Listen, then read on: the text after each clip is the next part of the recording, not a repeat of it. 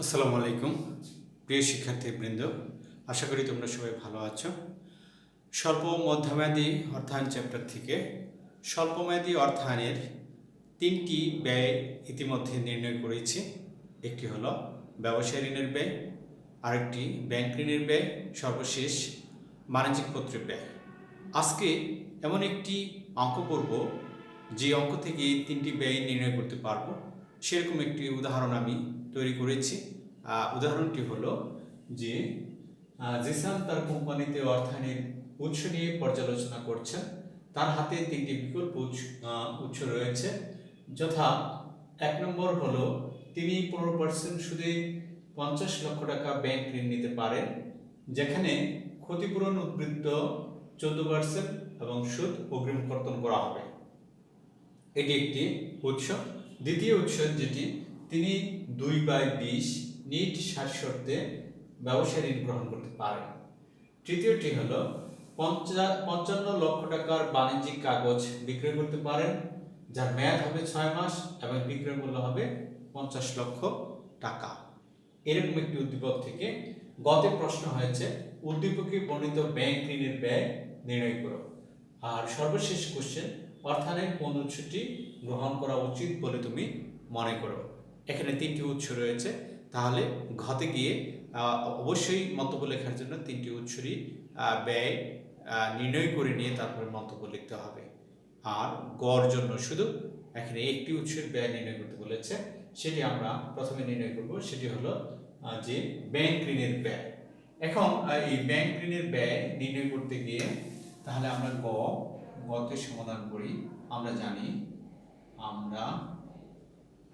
জানি ব্যাংক ঋণের ব্যয়, ব্যাংক ঋণের ব্যয় সমান সমান, এখানে দুই ধরনের সূত্র রয়েছে আমি বলেছিলাম। একটি হলো যদি সুদ অগ্রিম কর্তন করা হয়, আরেকটি হলো যদি সুদ অগ্রিম করা না হয়। এখানে দেখো লেখা আছে সুদ অগ্রিম কর্তন করা হবে, তাহলে দ্বিতীয় সূত্রটি দিয়ে অঙ্ক করতে হবে।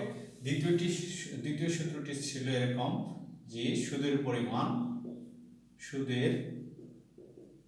পরিমাণ তারপরে ভাগ দেব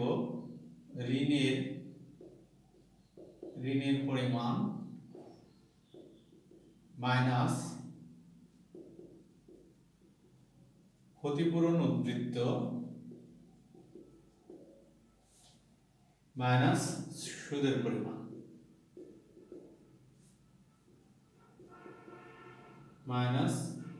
পরিমাণ গুণন 100। এখন যে জিনিসটি করতে হবে, তাহলে সূত্রের মান বের করতে হবে। সূত্রের মান বের করে সূত্রের মানগুলো বসাতে হবে।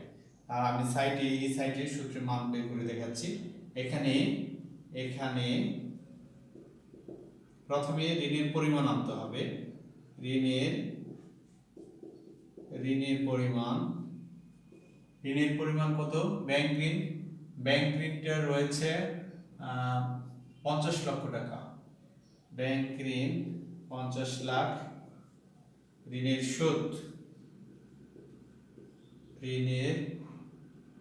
সুদ বা সুদের পরিমাণ, যেভাবে সূত্র আছে ওইভাবে লিখি। সুদের পরিমাণ, এখানে সুদের পরিমাণ 50 লাখ গুণন কয় পার্সেন্ট সুদ? 15% সুদ। তাহলে সুদের পরিমাণ আসবে 7,50,000 টাকা।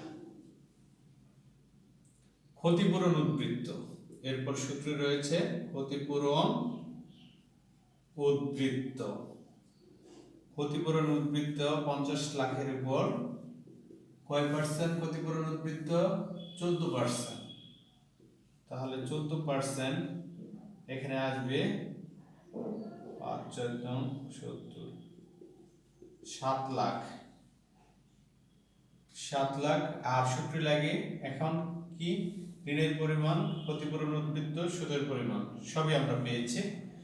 এখন সূত্রের মান বসাবো। সুদের পরিমাণ পেলাম। সুদের পরিমাণ কত পেয়েছি? এখানে 7,50,000। 7,50,000 ঋণের পরিমাণ 50 লাখ, ক্ষতিপূরণ উদ্বৃত্ত পেয়েছে এখানে 7 লাখ, মাইনাস আবার সুদের পরিমাণ 7,50,000 গুণন 100, উপরে 7,85,000। এই 50 লাখ থেকে এখন দুইটা মিলিয়ে 14,50,000 টাকা মাইনাস করব, তাহলে থাকবে 35,50,000 গুণন 100।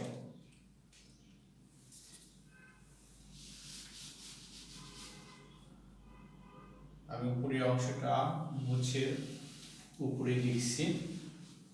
তাহলে এই 7,50,000 যখন 35,50,000 দ্বারা ভাগ দিব তখন একটি রেজাল্ট পাবো 0.21।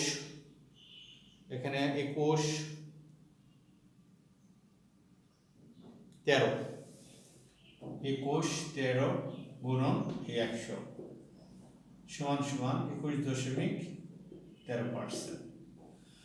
তাহলে আমরা যে প্রথম বিকল্প যেটি ছিল সেই প্রথম বিকল্পটি বের করতে পেরেছি। ব্যয়ের উৎস অর্থাৎ ব্যাংক থেকে ঋণ গ্রহণ করলে এখানে 21.13% তার ব্যয় হবে, এটি একটি। এখন ঘতে প্রশ্ন করেছে কোন উৎসটি গ্রহণ করা উচিত। এখানে এটি করতে গিয়ে বাকি যে দুটি উৎস রয়েছে অর্থাৎ 2 ব্যবসা ঋণের ব্যয় আর 3 রয়েছে বাণিজ্যিক কাগজ, এগুলোর ব্যয় বের করে তারপরে আমাদের উত্তর দিতে হবে।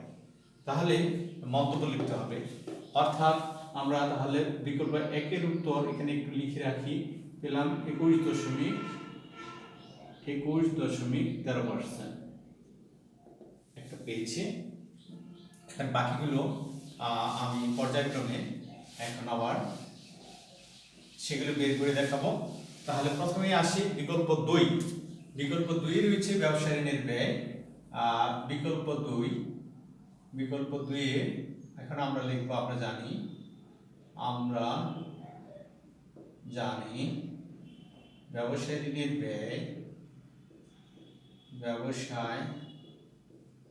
ঋণের ব্যয়, সমান সমান, সূত্রটি নিশ্চিত আমাদের মনে আছে, লিখেছিলাম সিডিআর, তারপরে লিখেছিলাম 100 মাইনাস সিডিআর গুণন, উপরে লিখেছিলাম 360, নিচে সিপি মাইনাস ডিপি গুণন 100। এটি বলেছিলাম যে ক্যাশ ডিসকাউন্ট রেট, নগদ বার্তার হার, এটাও নগদ বার্তার হার। এখানে সিপি মানে ক্রেডিট পিরিয়ড, ঋণের মেয়াদ, আর ডিসকাউন্ট পিরিয়ড, বার্তার মেয়াদ। এখন যে এই যে টার্মটা আছে এখানে 2/10 অর্থাৎ 2 হলো নগদ বার্তার হার, তাহলে আমরা লিখতে পারি সিডিআর 2, আর এখানে সিপি হলো ঋণের মেয়াদ 60 শর্ত যেটা সেটি হলো ঋণের মেয়াদ, আর ডিপি ডিসকাউন্ট পিরিয়ড এই 20, এটা হলো ডিসকাউন্ট পিরিয়ড। এখন সূত্রে মান বসাবো, তাহলে 2 100 মাইনাস 2 360 সিপি পেয়েছি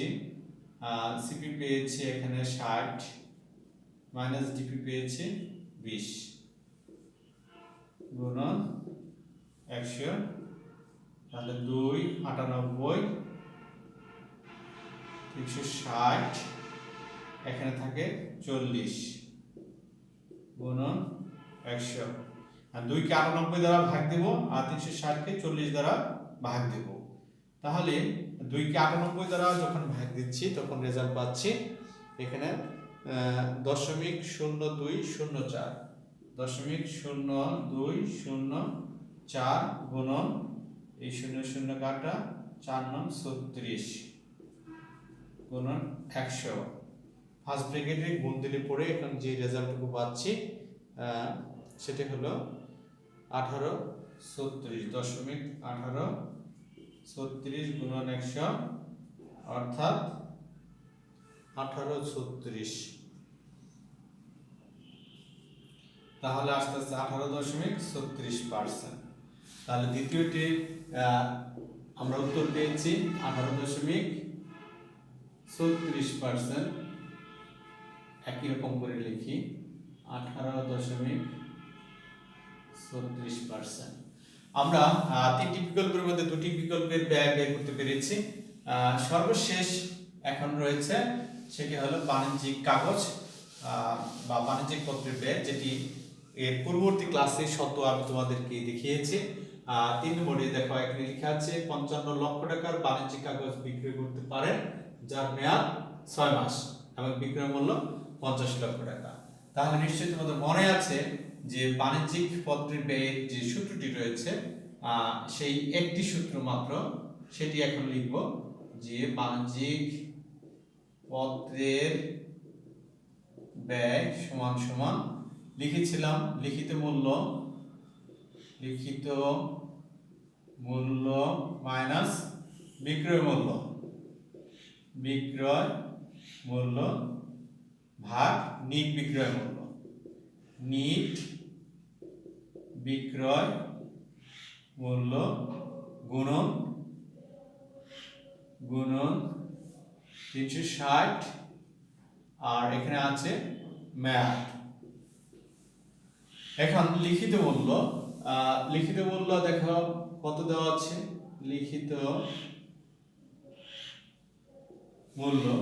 এখানে লিখিত মূল্য দেওয়া আছে 55 লক্ষ টাকা। লিখিত মূল্য 55 লক্ষ টাকা আর বিক্রয়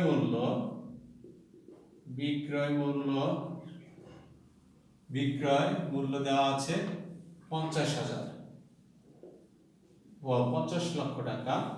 এখানে নিট বিক্রয় মূল্য দেখো, এখানে উত্তোলন খরচ বা ইস্যু খরচ বা বিক্রয়জনিত খরচ কিছুই দেওয়া নাই। এটি দেওয়া থাকলে তাহলে আমরা বিক্রয় মূল্য থেকে সেই অংশটি বাদ দিতাম। যেহেতু বাদ দেওয়ার মতো কিছু নাই, তাহলে বিক্রয় মূল্যও যা নিট বিক্রয় মূল্য তাই। এখানে দুইটি সমান সমান। তাহলে এখন আসতেছে যে জিনিসটি, লিখিত মূল্য হলো 55 লক্ষ টাকা মাইনাস বিক্রয় মূল্য হলো 50 লক্ষ টাকা, নিট বিক্রয় মূল্য 50 লক্ষ টাকা গুণন 360। এখানে মেয়াদ বের করে আসতে হবে। মেয়াদ দেওয়া আছে 6 মাস। আমি বলেছিলাম মাস নেওয়া যাবে না, মাস থেকে দিনে রূপান্তর করতে হবে। তাহলে 6 প্রতিটি মাস হয় 30 দিনে, তাহলে 318 180 দিন। এখানে 180 সূত্রের শেষে 100 আছে, যেহেতু শতকরায় হবে, আগের দুটি শতকরায় বের করেছি। এখন দেখো 55 লক্ষ টাকা থেকে যদি 50 লাখ টাকা বাদ দিই তাহলে থাকে 5 লক্ষ টাকা আর এখানে 50 লক্ষ টাকা গুণন এখানে থাকে কত 2 গুণন 100। এখন এই 5 লক্ষকে যখন 50 লক্ষ টাকা দ্বারা ভাগ দেব তখন একটা রেজাল্ট পাবো। সেই রেজাল্টটি হলো এরকম 0.1 এখানে একটা শূন্য আছে গুণন এই গুণন 100। তাহলে টোটালটাকে আমরা যদি এখানে পার্সেন্টে রূপান্তর করি তাহলে যে জিনিসটি পাচ্ছি অর্থাৎ 20%, এখানে আসবে 0.20 গুণন 100 20%। আমরা তিনটিরই অ্যান্সার পেয়ে গেছি। তাহলে তৃতীয়টির অ্যান্সার পেলাম এখানে 20%। এখন আমরা মন্তব্য লিখতে পারবো যে যেখান থেকে ব্যয় কম হবে সেখান থেকে অর্থ সংগ্রহ করা উচিত। আমরা প্রথম বিকল্প উৎস দেখেছি 21.something, দ্বিতীয়টি দেখেছি 18.something, তৃতীয়টি দেখলাম 20। অর্থাৎ এই তিনটির মধ্যে সবচেয়ে কম ব্যয় হবে দ্বিতীয় বিকল্প থেকে। দ্বিতীয় বিকল্প অর্থাৎ ব্যবসা ঋণের ব্যয়। ব্যবসা ঋণের ব্যয়ের মাধ্যমে অর্থ সংগ্রহ করলে এখানে জিসানের জন্য সেটি মঙ্গলজনক হবে, গ্রহণযোগ্য হবে। অর্থাৎ দ্বিতীয় বিকল্পটি থেকে অর্থ সংগ্রহ করা উচিত কার? মিস্টার জিসানের। কেন? সেখান থেকে অর্থ সংগ্রহ করলে তার ব্যয় সবচেয়ে কম হবে। এইভাবে মন্তব্য লিখতে হবে। তো আমরা স্বল্পমেয়াদী অর্থায়নের যে তিনটি উৎস রয়েছে, তিন ধরনের ব্যয় রয়েছে, অর্থাৎ ব্যবসা ঋণের ব্যয়, তারপরে ছিল ব্যাংক ঋণের ব্যয়, তারপরে সর্বশেষ বাণিজ্যিক কর্তৃক ব্যয়। এই তিনটি ব্যয় আলাদা আলাদা করে ক্লাসে আলোচনা করেছিলাম। আজকে একটি উদ্দীপক থেকে একত্রে কীভাবে নির্ণয় করতে হয় সে সম্পর্কেও দেখালাম। পরবর্তী ক্লাসে মধ্যমেয়াদী অর্থায়নে এখানে বেশ কিছু সূত্র রয়েছে, অঙ্ক রয়েছে, সেগুলো নিয়ে আলোচনা করব। সে পর্যন্ত তোমরা সবাই ভালো থেকো। সবাইকে ধন্যবাদ।